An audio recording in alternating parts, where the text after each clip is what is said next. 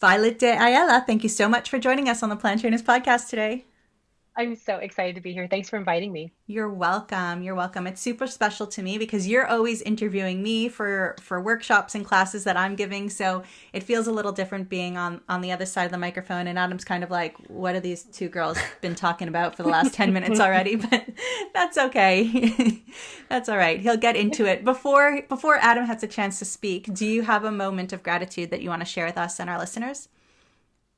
Yes, I think my right now what I'm feeling is, my journey in this entrepreneurial world has been so turbulent. And I'm finally today really recognizing that all of those moments of just pain and grit and just climbing my way to where I am, I'm so grateful for those moments because I'm able to connect with so many other entrepreneurs that are on that journey. And I can feel what they're going through.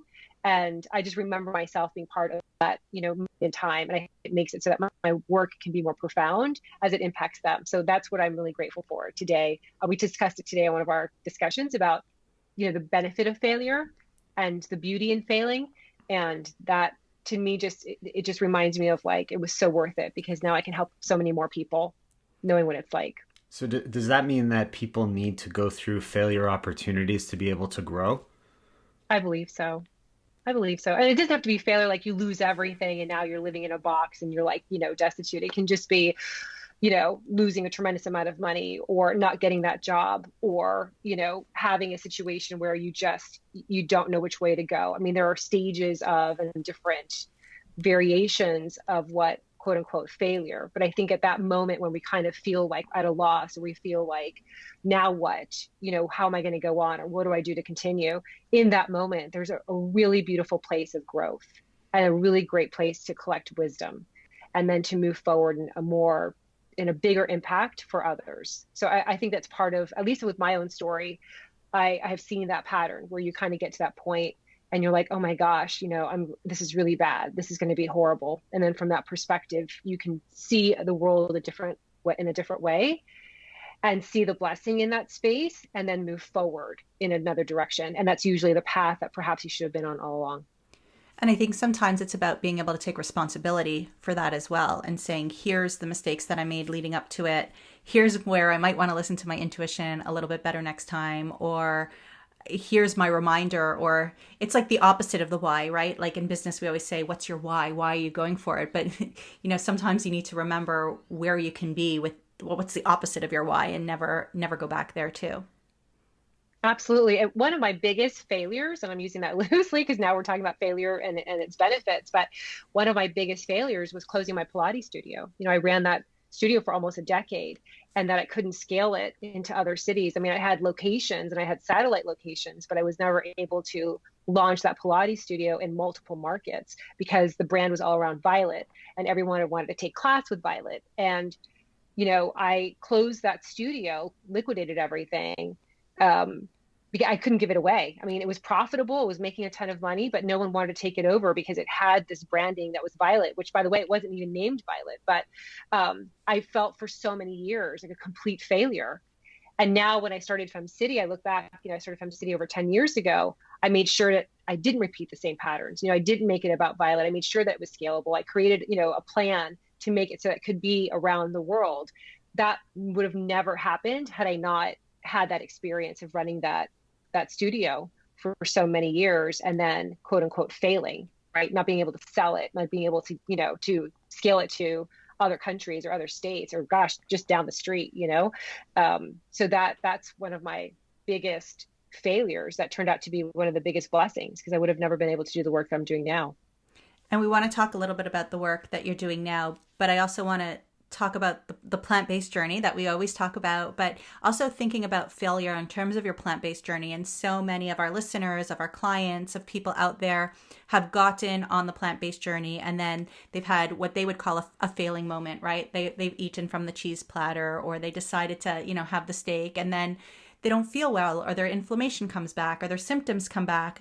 And that can be a good thing too, because then they're like, now I know that I'm on the right track. Now I know that I got to do more of what I'm going to do, or I have this reminder feeling, this literally this awful feeling in my stomach to remind me of what could happen again next time. And sometimes it feels like a failure because nobody believes in you or nobody's telling you that, they've got your back. But when you persevere and get through it, almost just about everybody has some kind of positive story with a plant-based lifestyle. Absolutely. For myself, I started going really plant-based in 1987, 1988. So my father had a lot of heart issues and had to do the heart surgery. And it was just always like, I just remember as a child, just hearing about his heart attacks and all of the problems he was having with his heart and his cholesterol and his blood pressure. And back then, I mean, there's nothing around but Shape magazine or books like, from the but not even from the library, from the bookstore. Encyclopedias or like the nutritional almanac that was like, 7 inches. Like it was like a huge big block that you could actually do a significant amount of weight training with. And that's when I decided to not eat any more red meat. So that was like the first step into that place. And then calling myself vegetarian. And I remember being like the only child in high school that was vegetarian. And then I remember when we got married after college, moving to North Carolina, and then being like the only person, the only vegetarian that most people had ever met, so every time we'd go to a dinner party, not eating this, not eating that, kind of being made fun of, honestly, like just totally being made fun of. And then when we had kids, serving them tofu dogs instead of like regular hot dogs. And even my son, when he was in kindergarten, learning how to pronounce the word organic, he was like, why does all my food have this word on it? And going against the mainstream of what people were talking about and kind of being like that freak, of like, she doesn't eat this and she doesn't eat that.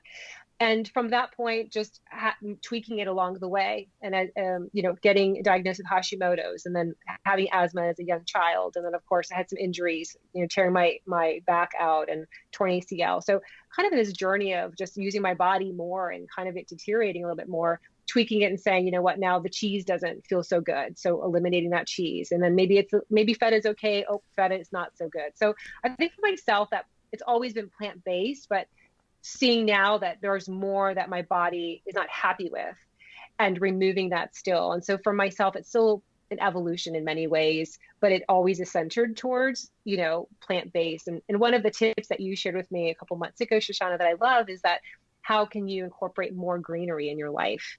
How can you look at something and say, okay, that's a beautiful vegetable sandwich. Could I add another leaf of spinach, or could I add a green pepper? Or could I add, a Vidalia onion? How do you get more of that into your life? And anyway, so it's been a beautiful journey, but it's not perfect. It's for a lot of people, it's perfect for a while, and then boom, something happens, right? So you've got to tweak it, and maybe that onion's not good anymore. But it is, if you think about eating vegetables, fruits, plants, nuts, seeds, legumes as an abundance mindset, and we'll probably talk about abundance mindset a little bit later on as well, then you're able to have more to choose from, so that if you do need to say goodbye to something for a short period of time or a long period of time, you don't feel like you're left with nothing too. I think it has a lot to do with awareness and understanding your own body and learning more about it and figuring out what actually works for you as an individual, because we are all very different. And some of us react very differently to certain foods. So being able to be aware is something, it's a skill, I think, that we need to all further develop. And it's not just when it comes to food. It relates to so many different aspects of our lives, just becoming aware of what we're doing and how we're navigating through life. Absolutely. And also the shaming part of it. Sometimes I go out to dinner or lunch and I feel like there's a little bit of a shaming, that goes on in society, where it's like if you order something without, like yesterday I ordered a salad without the feta cheese, right? So you kind of get that look from people. Or the other day I gave up caffeine recently. I was never a big caffeine drinker, but I just thought, I'm just going to give it up. It's not really adding anything to my life. And ordering the other day at a coffee shop, this little French bistro down the street.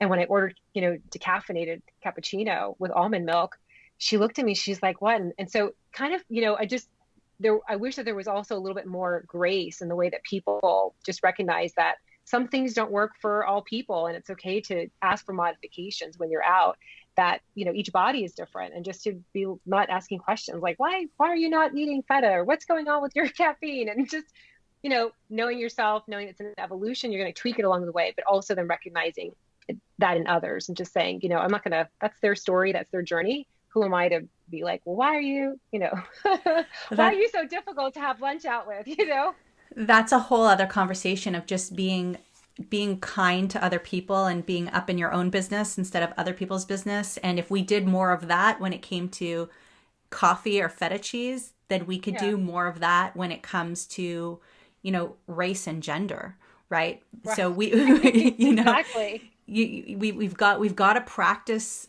We've got to practice this daily. It's got to be a practice. But I want to change gears a little bit now, and I want to talk about business, and I want to talk about networking, because we have most of our listeners are, if not plant-based already, on their journey or listening because they want that journey to pick up and to take.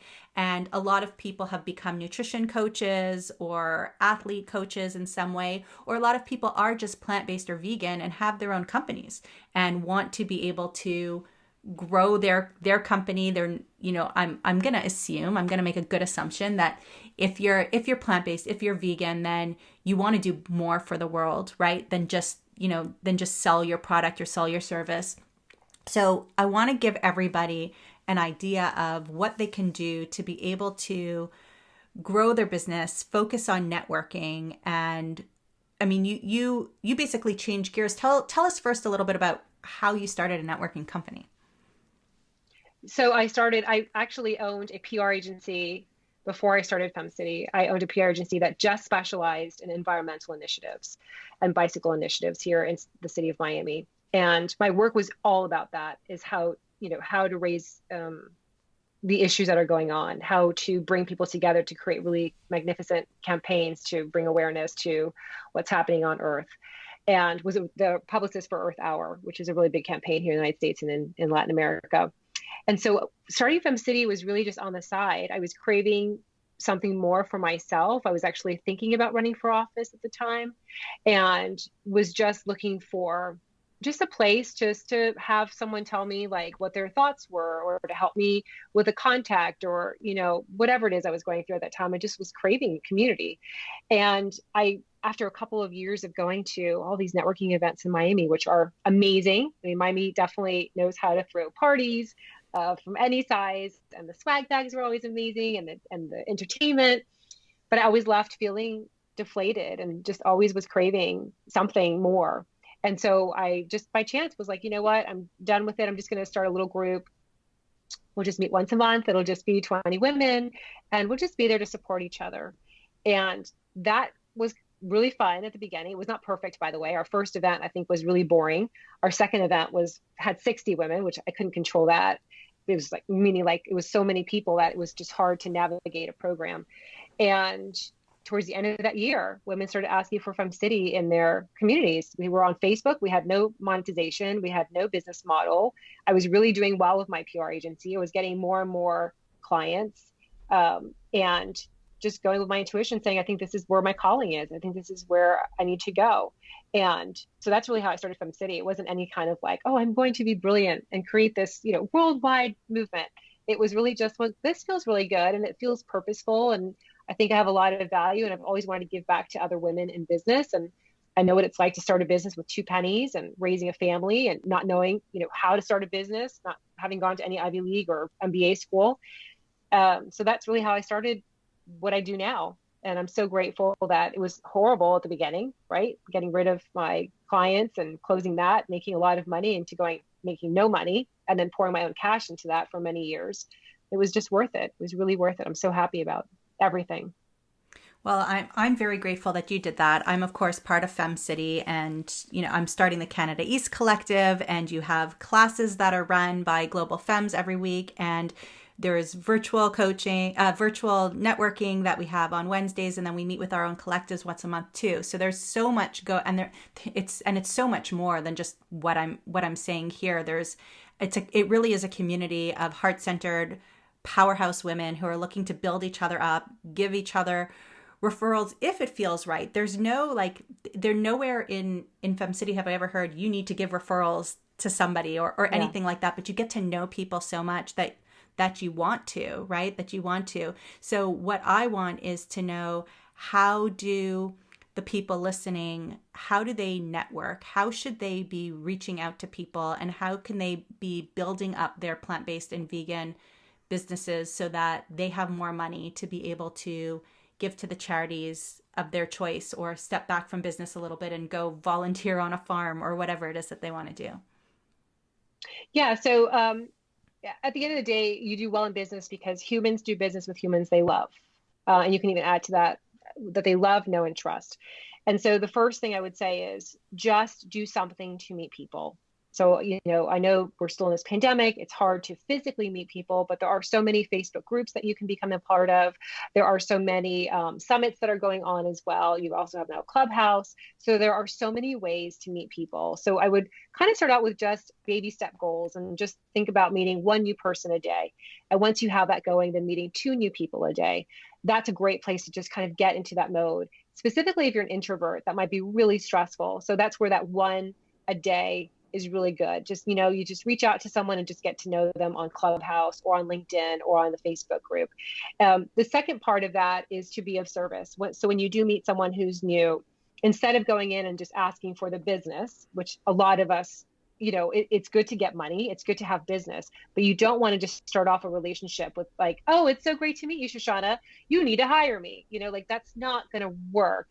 And I don't know where along the way people thought that, because I see that on Facebook groups and on LinkedIn all the time. You join, you get on LinkedIn, you have someone who requests, to connect with you, you accept that, and 2 seconds later, they send you a pitch and it's like, hey, hire me, I'm so great. And it's off-putting, and it makes that person look really, it's just not the best way to do that.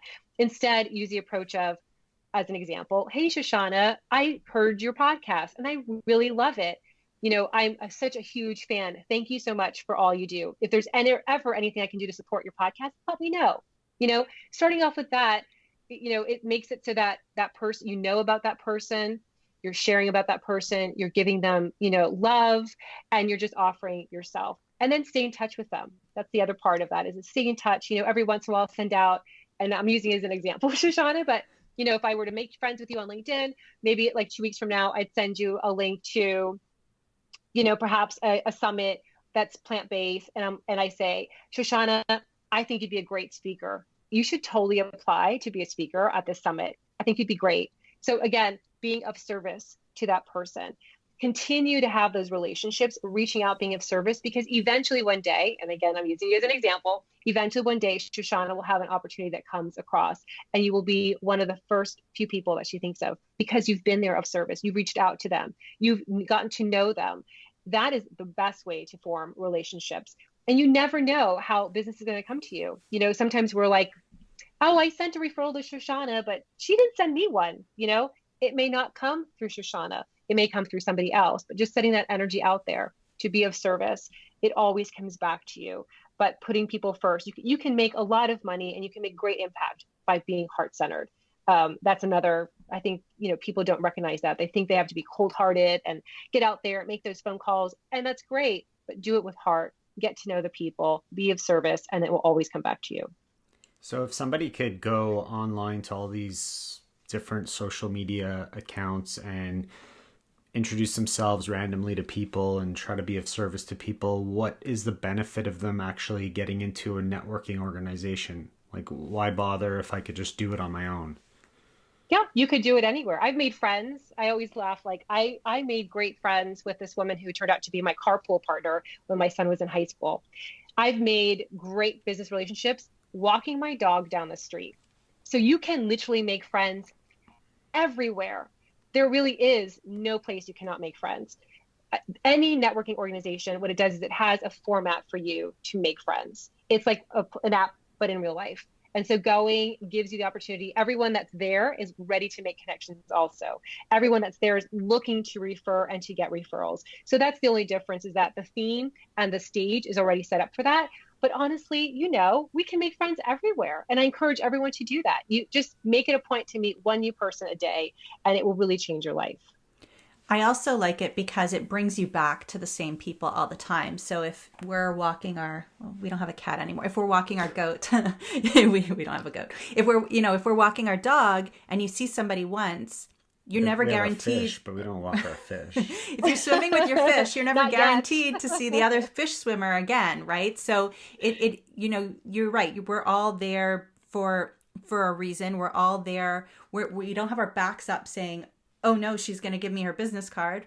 I think business cards are very out the window at this point, but you know, because we're all kind of there for the same reason, and it gives you an opportunity to get to know everybody a little bit more deeply each time, right? You see them over and over again. The other thing about LinkedIn or Facebook that you were talking about before is, yeah, get to know them and yeah, make connection, but don't do it too strong. And I see what some people do out there, and you know, hey, how are you? I love your page. You know, I love that you have your book launch. It looks really cute. Congratulations. Thank you.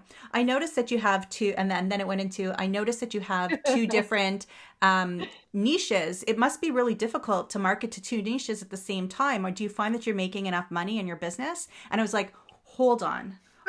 We're moving way, like we just went from like a little wave through the window to like our fifth date. And I'm like, Yeah. you know, you've got to move it. You've got to move the pins slowly too. Although there will be people you'll hit it off with, but normally you hit it off with people in person speaking, not necessarily in a cold Facebook message. So I appreciate it and I get it, but it can be off-putting too, which makes them not want to continue in the conversation as well. Absolutely. And basically the Facebook activity is really just commenting and being of service of people like that are commenting and sharing.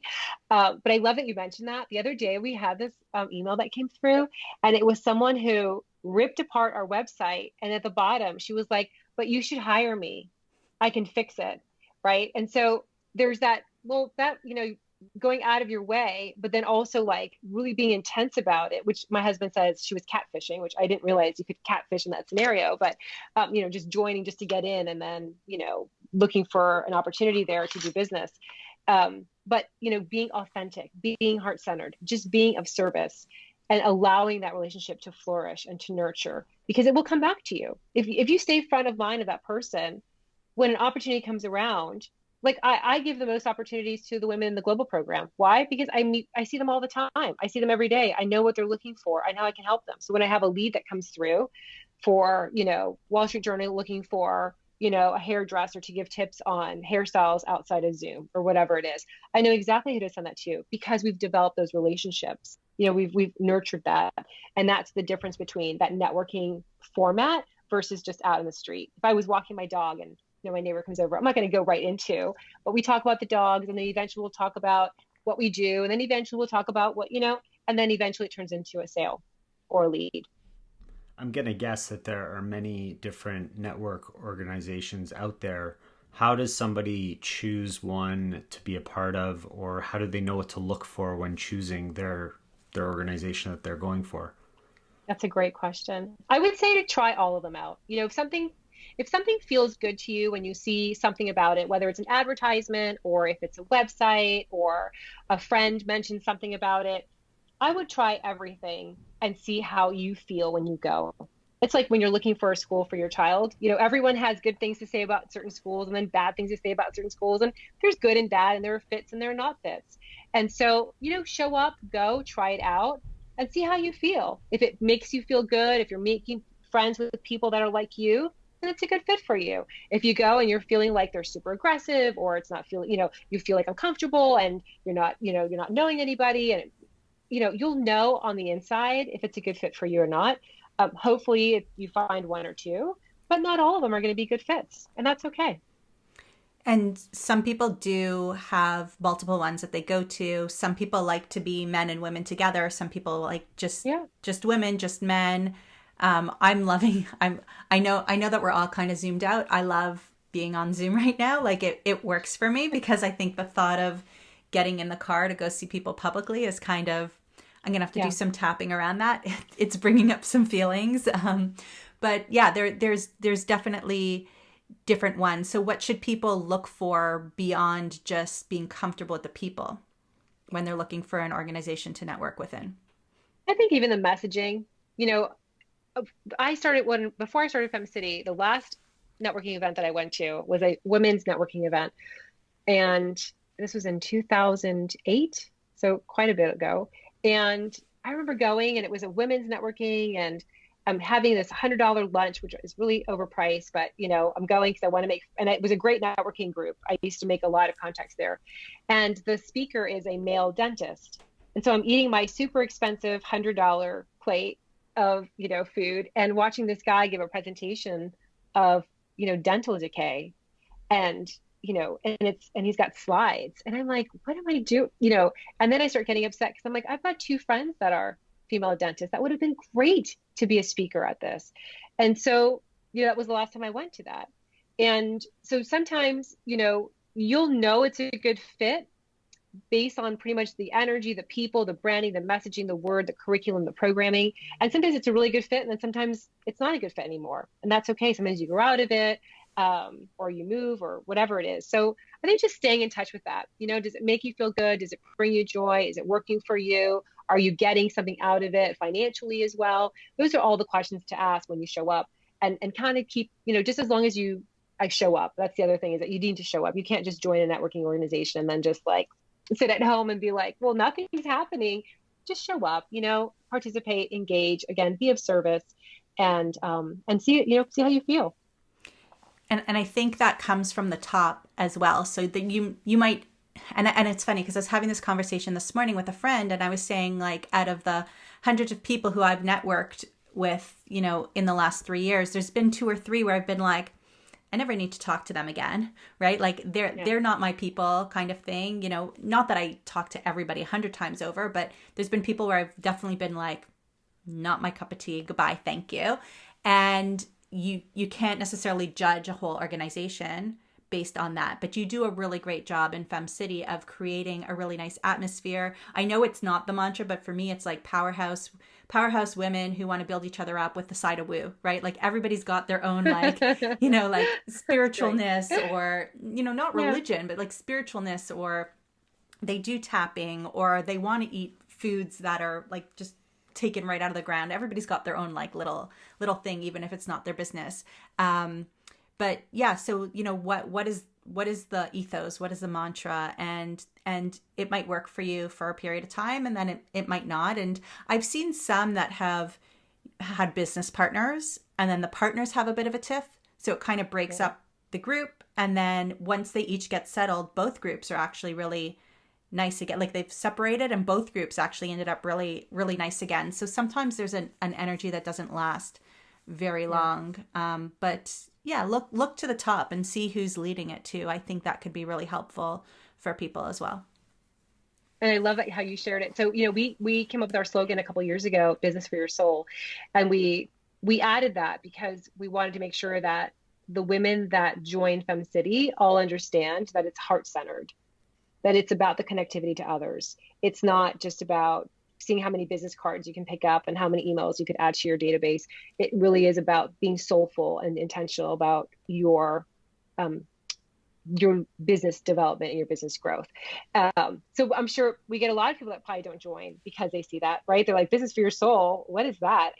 But we do have, I think our members are definitely multifaceted when it comes to business and being heart-centered and with a touch of woo-woo, like you were saying. And also, just like every friendship or relationship, sometimes people evolve. And that's okay too. You don't have to be best friends with everyone. There are many people that, we all meet, and for some reason we connect more with one. Like I always find it so interesting, like when I introduce other friends and they become best of friends. Like I have one that was a friend of mine who's a shaman, Nora Cabrera, and I introduced her to one of our Fem City Global members, and they surpassed our friendship. They then became best friends. And I love that, like they themselves just kind of, and so sometimes you have that connection with others, and then sometimes you don't. And it's okay. We don't have to be best friends with everyone. It's okay to just kind of be in the present. If it feels right for right now, it's good. I also find networking for some people have become an escape from their own lives sometimes. So, there's that quote, you're the sum of the 5 best people you spend time with, right? And sometimes you don't have those people in your family or in your group of friends, or maybe you live out in the country and you're all alone and you don't have an opportunity to meet new people. So this is an opportunity for some people it's social. I've been to networking groups where people have said, I don't really have a business. I don't really do anything. I'm just, here for the connections, right?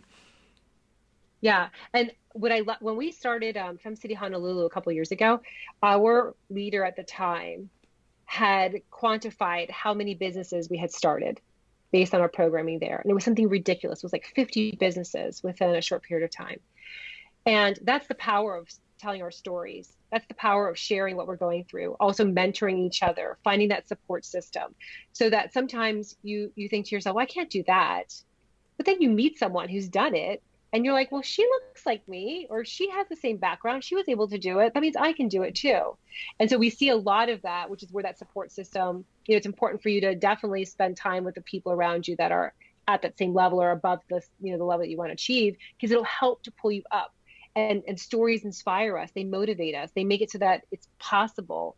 And that inspires us to just keep on that track that we were almost about to give up on. For our listeners who are looking to start getting into this, to start to network with others around them, if there's a way to do that that's local to them, like how would they find this? What if they don't have any groups that are local? Like, is it all online? Is it going to be in person? Does it work both ways? How do they figure that out? Well, for Fem City, so we do virtual and we also do local curriculum programming. So we have both. But I think, I don't know about other chambers. I know there are lots of chambers. Hopefully there's a chamber in everyone's community. I know that's not possible sometimes, but I think one of the good things that's happened since 2020 is that there's a lot more possibilities to connect on certain platforms, that at least if you don't have that in your backyard, if there's not any access to it, that there's a way that you can find it. I know when I was younger and starting a business, I didn't have any mentors.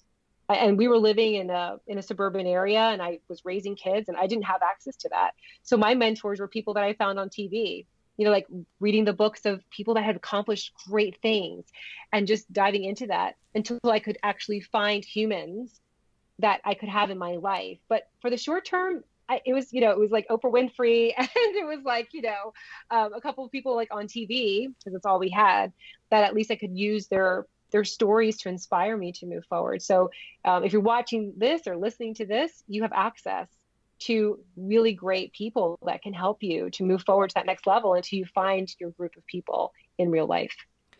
And I'd say people can Google networking groups in your area. Yeah. You can check on Meetup is another great way to find. Local. Is it Chamber of Commerce or Chamber of how would they look up their chamber?